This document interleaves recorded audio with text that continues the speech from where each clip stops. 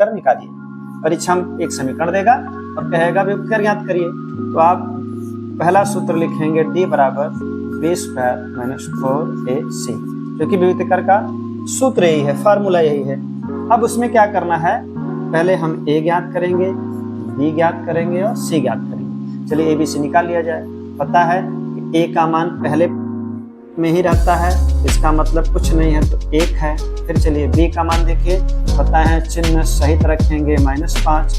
c बताए थे जो लास्ट अचर पद होता है वही c होता है, मतलब +6 है, 6 या +6 बच जानते हैं। अब abc का मान पता हो गया। इस समीकरण को हम यहाँ लिख ले रहे हैं, क्योंकि यह थोड़ा सा जगह है की कमी के कारण हम इस समीकरण को यहाँ उतारते हैं। चलिए अब क्या करना है देखिए, अब इसको हल किया जाए। हल करने के पीछे मतलब कि हमको विभक्त कर ज्ञात करना है। पुनः अब लिखेंगे d बराबर, अब b का मान जो है वही रखिए और जैसे है वैसे रखते जाइए। b का मान देखिए -5 है, -5 लिखेंगे, स्क्वायर करना स्क्वायर करेंगे, माइनस है माइनस लगाएंगे। अब ध्यान क्या दें, जब भी माइनस आ जाए कभी भी कहीं भी तो हमेशा ब्रैकेट लगाइए। चिन्ह के काम पर चिन्ह के नाम से सुखी रहेंगे, कभी गलती नहीं होगी, कभी कोई फॉल्ट नहीं आएगा। हम माइनस लगा लिए और ब्रैकेट लगा के चालू किए। चलिए आगे देखिए, यहाँ पर मल्टीप्लाई है, a का मान हम लिखें 1, फिर बीच में गुणा है, c का मान देखिए यहाँ 6 है। अब इसको हल कर दिया जाए। चलिए हल कर रहे हैं। देखिए किसी भी संख्या का जो वर्ग होता है वो प्लस ही होता है, तो 5 का वर्ग 25 ही आएगा। माइनस अभी ब्रैकेट में तोड़िए, अंदर पहले गुणा कर लीजिए, कुल मिलाकर 24 आ जाएगा। 4 × 4 4 से 24। अब ब्रैकेट तोड़ दीजिए। ब्रैकेट तब तोड़िएगा जब अंत में अकेली संख्या मिल जाए। अब हम 25 में से 24 हटा दे रहे हैं, मतलब घटा दे रहे हैं, तो कितना आएगा, 1 आएगा। अब विभक्त कर का मान निकल चुका है, d बराबर 1 आ गया। अब दूसरे को देखा जाए, सेम ऐसे यहाँ पर लिखेंगे b स्क्वायर माइनस 4ac, मान रख दिया जाए। चलिए b का मान देखिए कितना है, abc, a दिख रहा है 1 का वर्ग करेंगे, माइनस पता है ब्रैकेट लगा देंगे।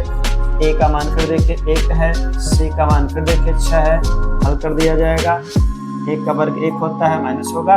अब ब्रैकेट में गुणा करेंगे, फिर 24 आ जाएगा। अब फिर इसको 24 से 1 निकालेंगे, 1 हटाएंगे, तो कुल मिलाकर विपरीत चिन्ह घटते हैं, -23।